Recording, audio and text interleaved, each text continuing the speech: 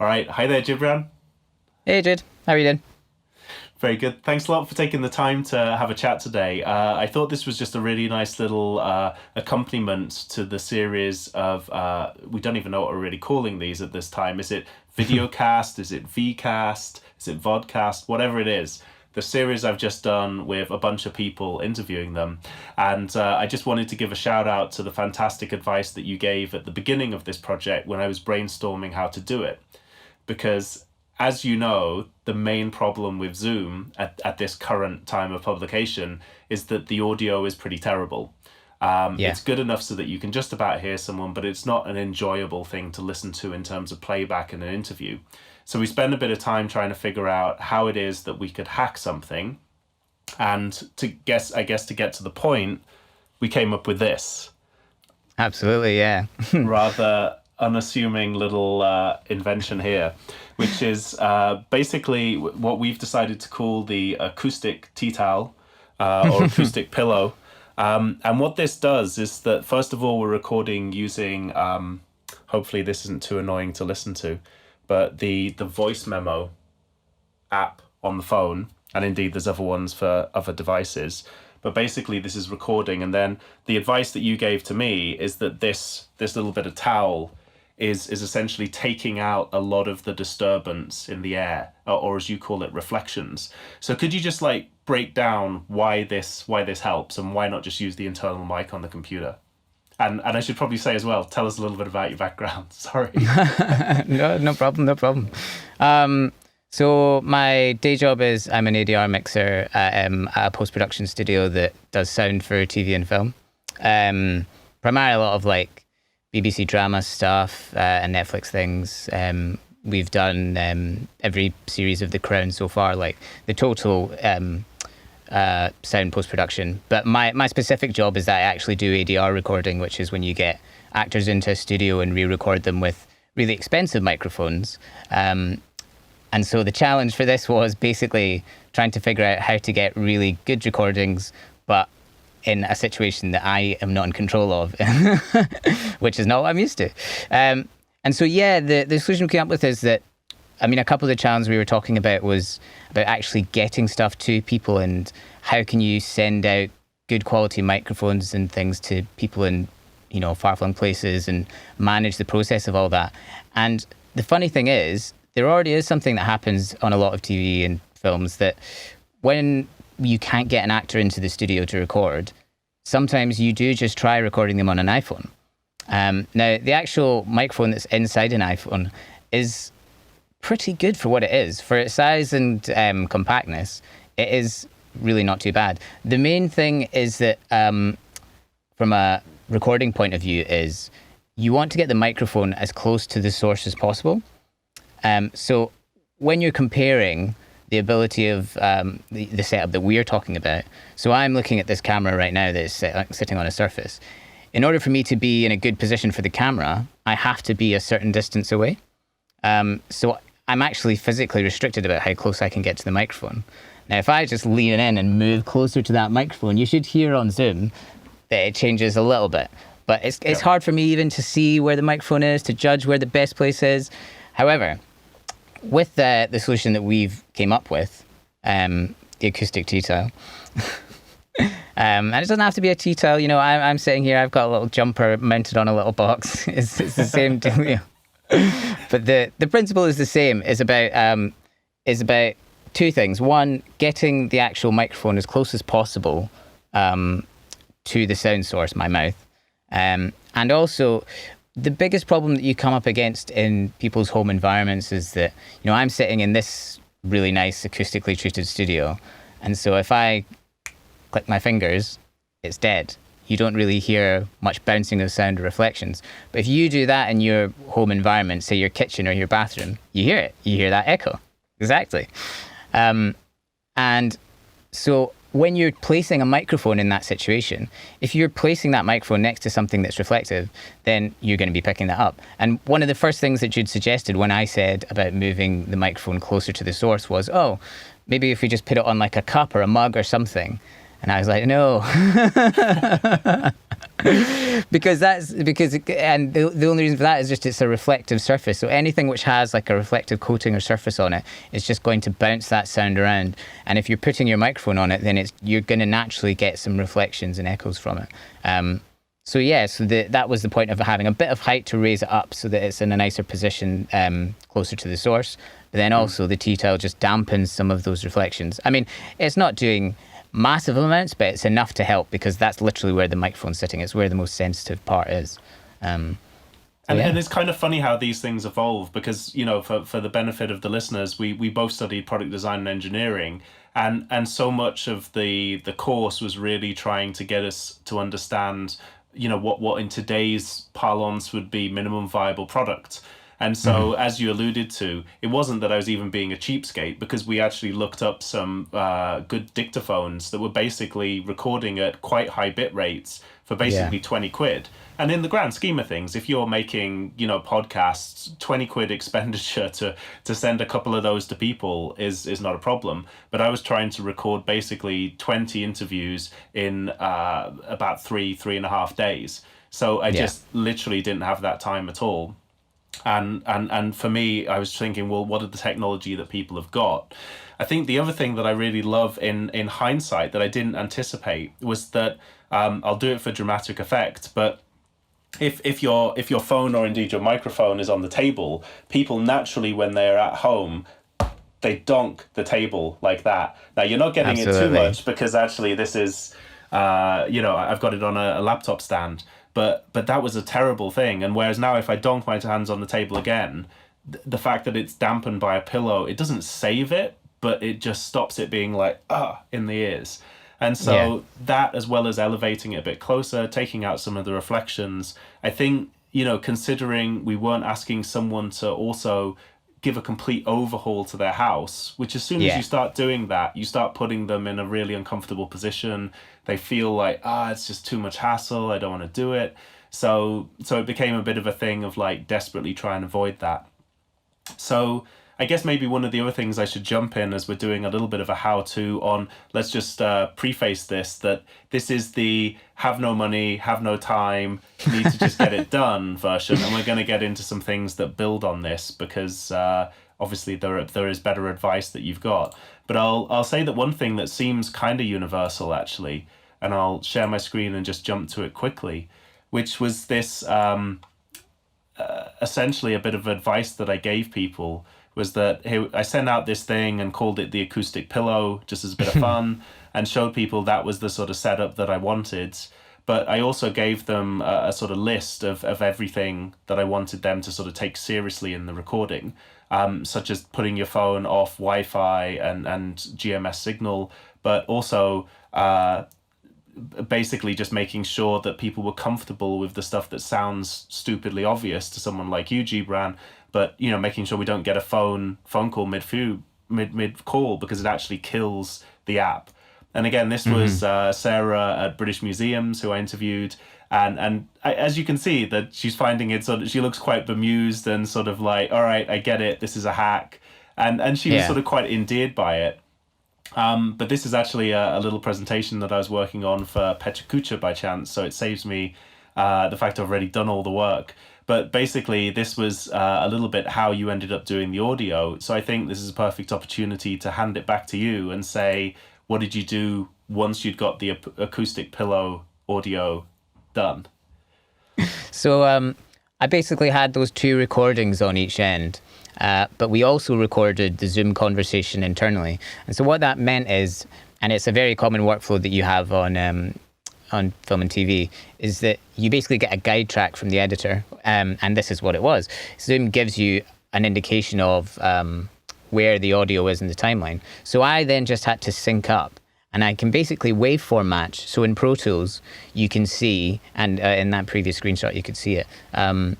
There's two waveform displays, and I can see which syllables are which and listen and check and basically line everything up so that they're not quite phase aligned, but as close as you can get, really. And then, so it was a case of matching those up and then editing out any little clicks or bumps that were left in there. And there are bits of software that you can get which can actually analyze the spectrum of frequencies that are in there, and you can literally, with a kind of magic wand tool, just. But yeah, then it was a case of mixing it. So the editorial process is going through and lining everything up, and notching out little stumbles, and etc. etc. But then everything needs balanced. Now, one of the things that is tricky in that process is Jude's in a very nice little setup in his shed, and with his perfect acoustic tea-towel treatment. And I could get used to the sound of what that room was and the sound of Jude's voice. So I was able to create an EQ and template and kind of dial in and get it nailed on. But every different person's voice is different. And even on different days, people's voice changes slightly. So sometimes I would come to the nice little template of EQ that I'd put for Jude's voice, and suddenly I'd be like, oh, it's not quite right, actually. There's something a bit funny going on there. And it's just to do with the variations of time and day. So it's just a case of then, re-EQing things to balance out the different tonalities that are going on. And sometimes Jude would be interviewing someone that would have a really bassy voice, or someone who had a lighter voice. And the way that you perceive the difference in level between those two, because of the frequencies going on, is quite different.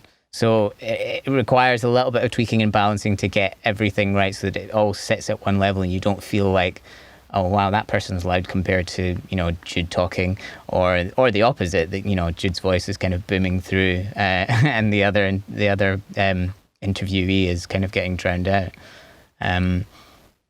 So just using EQ and compression to kind of balance all of those things and make sure that essentially the idea is that you can watch it in a continuous flow and not be distracted. Anything like a bump or a click that was really distracting is what I'm aiming to kind of get rid of. But it's probably fair to say that we also were trying to design for the medium or the format and indeed the audience. So for anyone listening to this, I hope that they don't necessarily go, oh, that's not as good as like This American Life or 99% Invisible.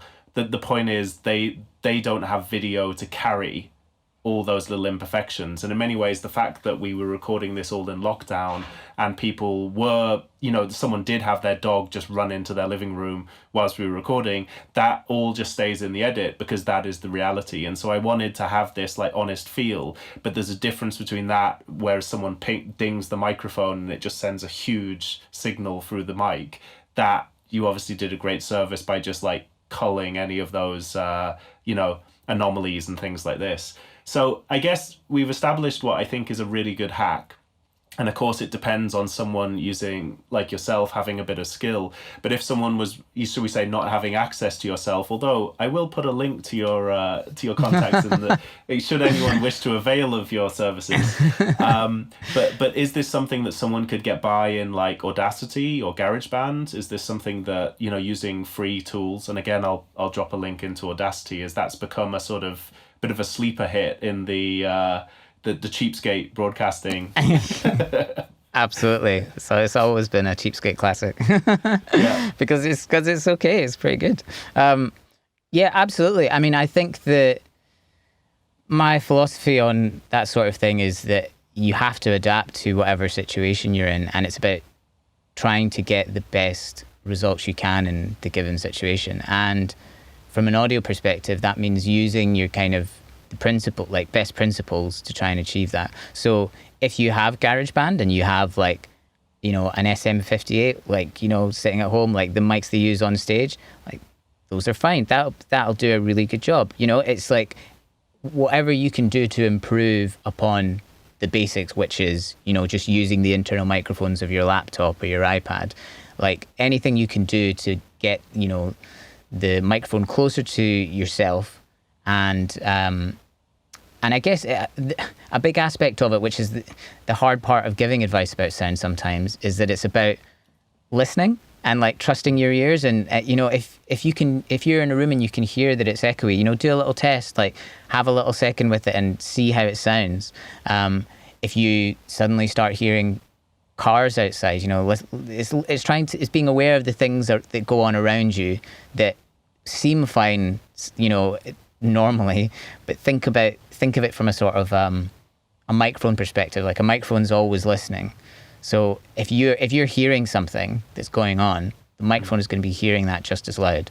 So if there's a kettle that starts going on, or somebody walking around in the background, that's going to be on the recording. And so it's like once you start thinking like that, then it gets you into the frame of mind of making better recordings. And yeah, so I think you can use lots of things that you have at home, like an iPhone or GarageBand or any mics that you have, but it's a case of listening and making a judgment yourself about how you think it sounds comparative to, the base level that you've got. Mm. And I think like maybe something that we should mention that wasn't a problem for me because I was in a shed is wind. I was lucky that there wasn't a sort of prevailing breeze blowing the mic or anything. So I think that's something that I've occasionally heard on some podcasts where they just haven't appreciated that it's windy. I think another one that I remember getting a bit of a joke about from someone is that I managed to hit mute a bit like this, a bit like, and whenever I was coughing. And so I would sort of go like that.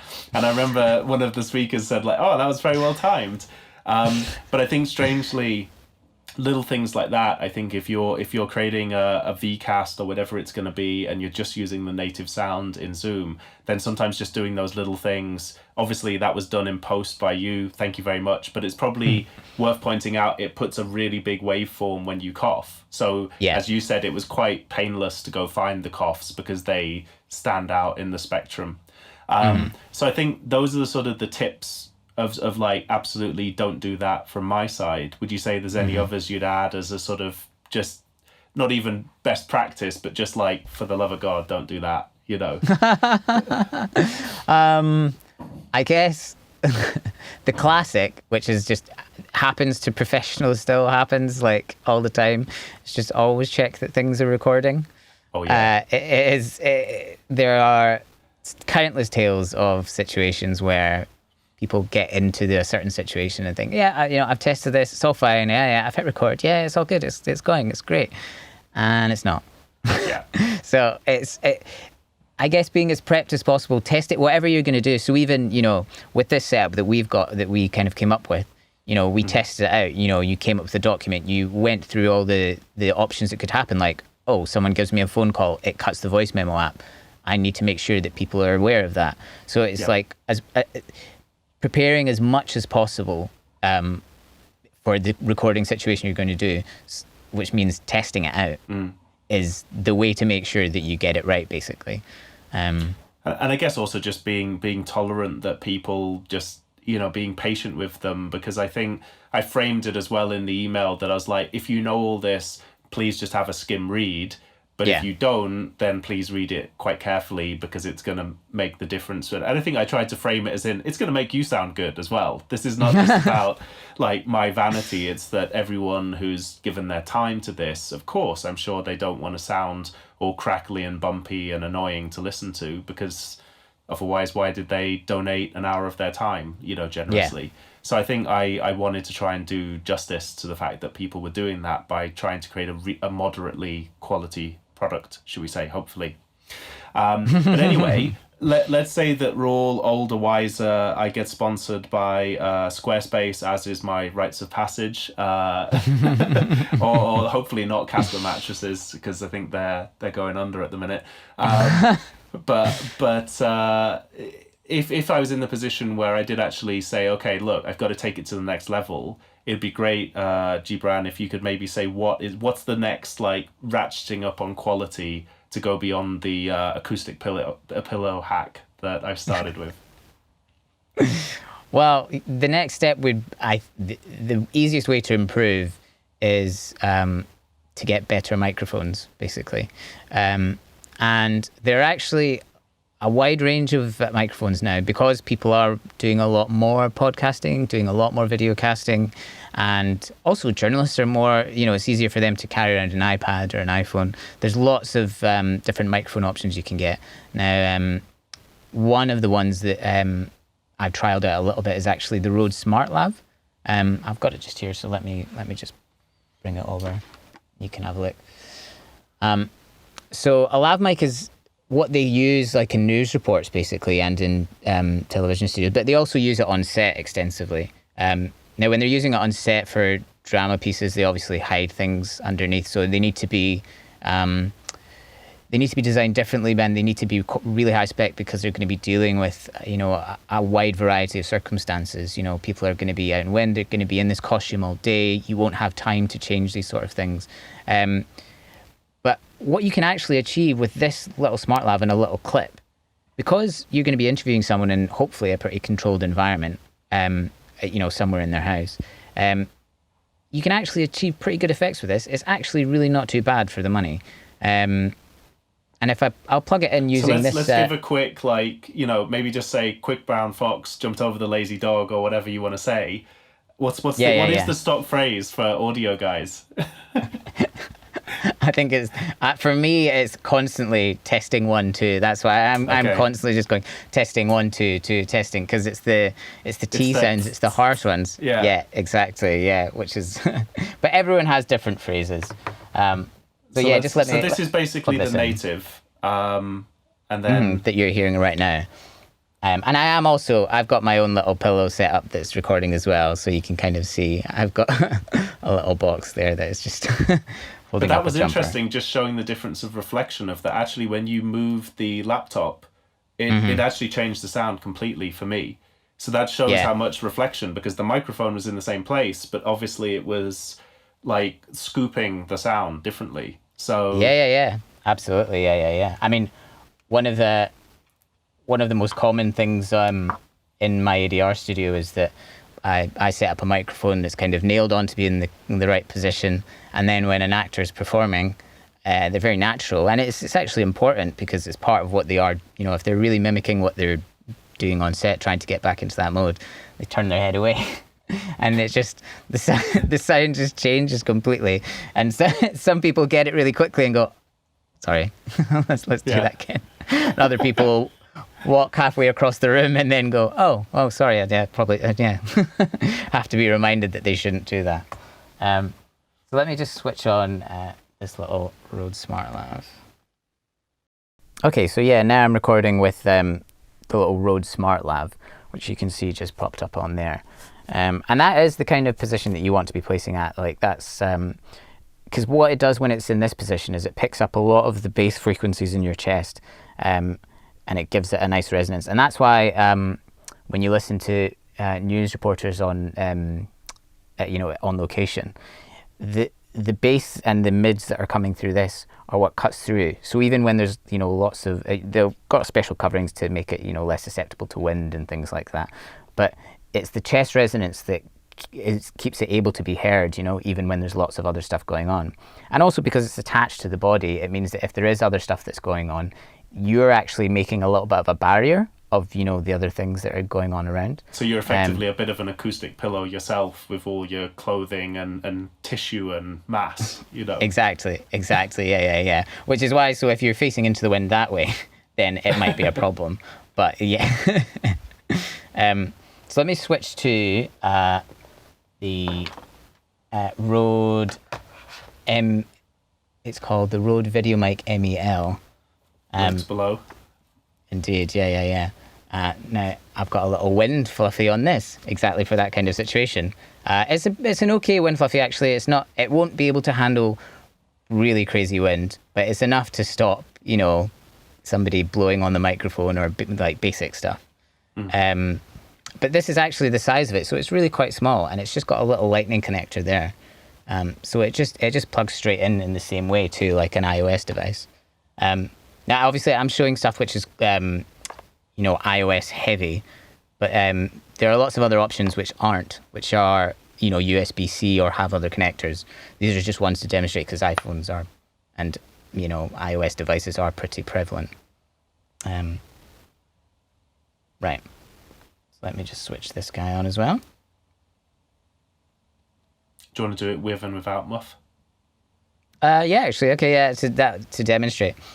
That's a good idea. So you can see, so when it's sitting on there, it's just kind of pointing straight out from the microphone, from the iPad. And it's basically like a little tiny version of a boom mic, which is what they use on set. So it is directional. So if I switch it on here, when I'm talking right into it there, it's kind of, you can hear that it's quite nice and on mic. And then if I turn off to the side, you can hear that you kind of lose me a little bit. It's what's known in the trade as going off mic.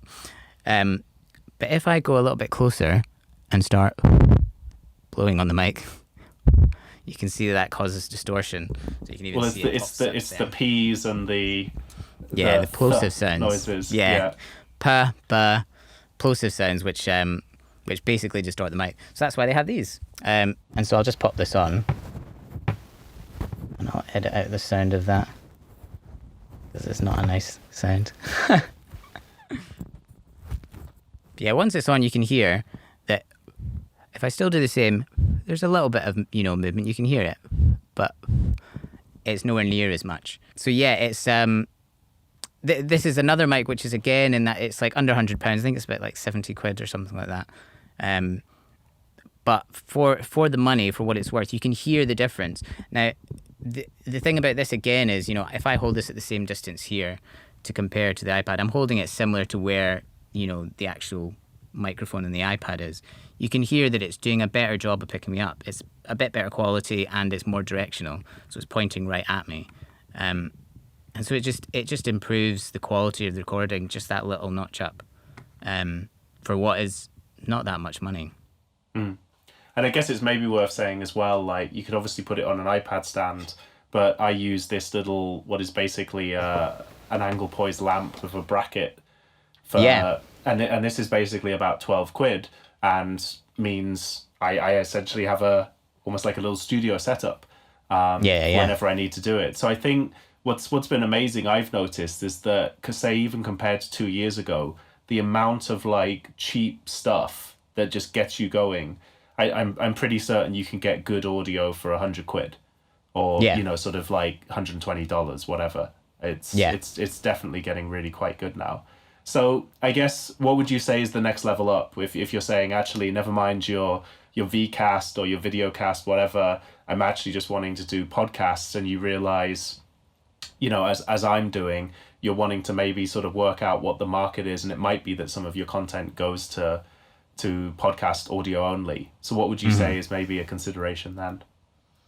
So once you're into that territory, then you probably are looking at two factors. So one, investing in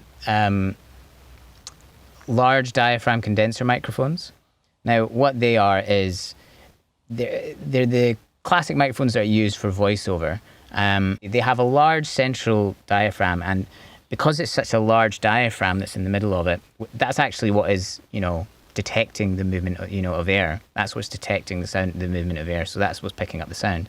And it just means that it captures all of these rich, warm frequencies. So something, the Rode NT1A is around 100 plus quid. That's at the bottom end of the, large diaphragm condenser market. But even that is a pretty good microphone. You can go all the way up to a Neumann U87, which is the standard for voiceover recordings in lots of different studios. And then there are lots of different versions in between. But they're the kind of classic, what you hear on the radio, that kind of like large booming voice. There's also the Shure SM7, which is, now that's a dynamic microphone. So it's a slightly different kind of microphone. And I'll show you a picture of this. Now, dynamic microphones do something very different. They aren't powered in the same way that condenser microphones are powered. But what you can achieve with them is something called the proximity effect. Now, when you hear traditional radio shows that have that really close mic'd bassy sound that you get, and I can demonstrate with this by just going really close, and you just hear everything gets really close and bassy. It's that kind of effect. Because they aren't powered, they tend to be able to take a much higher, it's called sound pressure level. So they're able to take a lot more volume of your voice and pressure. And so you can take advantage of that and the proximity effect to basically make it, give this really rich, warm sound. Now, they're sort of somewhere in between. All of these kind of microphones and devices require some sort of audio interface between, if you're doing a video interview, or if you're, even if you're just recording a podcast on your own, you need some sort of interface. So you've got another added bit of kit that's going to basically take the analog sound that you're putting into this microphone and convert it into a digital signal that your computer can understand. So it's doing all of that conversion process. And again, you can go on different scales. There's a lot of Focusrite USB audio interfaces, which are pretty good for the value of money they are. Around I think the Solo one is something like 70 quid, and it has one XLR input. Like speaker outputs from it. They're pretty simple, but for what you're trying to do, is, if that's what your range is, then after that, kind of the sky is the limit as far as how much money you could spend on either of those things. And the difficulty is there is a kind of quality, what's the word? A saturation point. You can keep spending money, and the quality will get incrementally better. But the level of difference in quality that you're getting once you go past a certain point is it starts to become kind of unimportant for the purposes of unless you're doing, once you're spending, maybe £400-500 plus on a preamp, or for a microphone spending in excess of that again, you're starting to get into the ranges of things which are really for broadcast, for people who are using them in really critical situations that have specific requirements of them, that, they can survive a lot of heat and humidity, or they can work, or even just, I guess, just reliability of being, built to work. They'll survive a lot of stuff. And then, and sensitivity, I guess, as well, of just how sensitive the microphones are, the flatness of their pickup pattern, which is, if you take an average microphone, there's a frequency response which indicates, how well it is at picking up certain frequencies. So some microphones have a little tail off as it gets to the higher end, or some have a kind of little rise, and they have different uses. So you start getting into the territory where you're worrying about microphones and that end. So and I guess even though no one's going to buy it in the link below, but what's the crazy broadcast top quality level sound like? Well, you never know. But what we use in the ADR studio, which is what they use on set, and it is for a very specific purpose. It's called a Schupp CMIT 5U. It comes in this lovely blue color. And it's actually, people have been using this for quite a long time. And there are other microphones which are like, not preferred on set, but, different recorders on different sets have their own kind of preferences. But it's what's called a shotgun microphone. So you might have heard that before. And it means that it's highly directional. As you can see, if, I'll put a little display to show what that is. But it just means that everything that's coming out of the front of this microphone is where it's looking, where it's listening. Anything that's coming from the side, it's trying to block out. It will still hear stuff which is going on and around, but essentially the best place, the best sweet spot for this microphone is in front of it and about 1.5 feet away. So would you say it's almost like people should think of it a little bit, obviously the analogy is not totally accurate, but a bit like different lenses for a camera? You've got Absolutely. Telephoto. This is almost like a telephoto. It's really barreling in hard on one place. Absolutely. Yeah. And you can actually, so this is a very directional microphone that people would tend to use outside because you're able to, record in tricky environments where there might be lots going on, but you're actually still able to get quite a good sound because it's picking up, a lot of chest resonance, a lot of the sound from the, you can really nail it in and get it directional. But even say for an interior shot, if someone moves inside, sound recorders will often switch to a slightly shorter shotgun microphone, which has a slightly wider pattern. And what that means is that, say it is in a slightly reflective room that they can't really control, which is, a different environment, it picks up the sound of the room a bit more naturally because it's not so directional, because it's able to hear a bit more of the space, basically. And so...